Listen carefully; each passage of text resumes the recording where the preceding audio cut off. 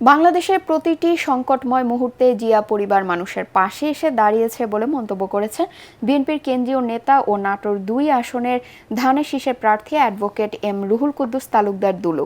যখন গণতন্ত্র ধ্বংস, মানুষের ভোটের অধিকার নাই, কথা বলার অধিকার নাই, তখন বেগম খালেদা জিয়া রাস্তায় নেমে এসে ৯ বছর স্বৈরশাসকের বিরুদ্ধে আন্দোলন সংগ্রাম করে গণতন্ত্র ও ভোটের অধিকার ফিরিয়ে এনেছিলেন বলেও মন্তব্য করেন দুলু। নাটোরের নলডাঙ্গা পাবনাপাড়া শহীদ নাজমুল হক সরকারি কলেজ মাঠে শহীদ প্রেসিডেন্ট জিয়াউর রহমানের ৯০তম জন্মবার্ষিকী উপলক্ষে আয়োজিত আলোচনা ও দোয়া মাহফিলে এসব কথা বলেন তিনি।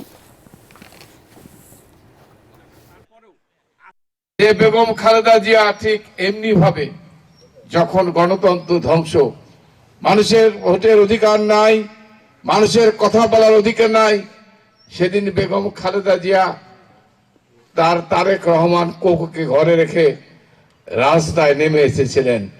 সেই বেগম খালেদা জিয়া ৯ বছর স্বৈরা শাসকের বিরুদ্ধে আন্দোলন সংগ্রামের মধ্যে দিয়ে বাংলাদেশের গণতন্ত্র ভোটের অধিকার ফেরত নিয়ে এসেছিলেন।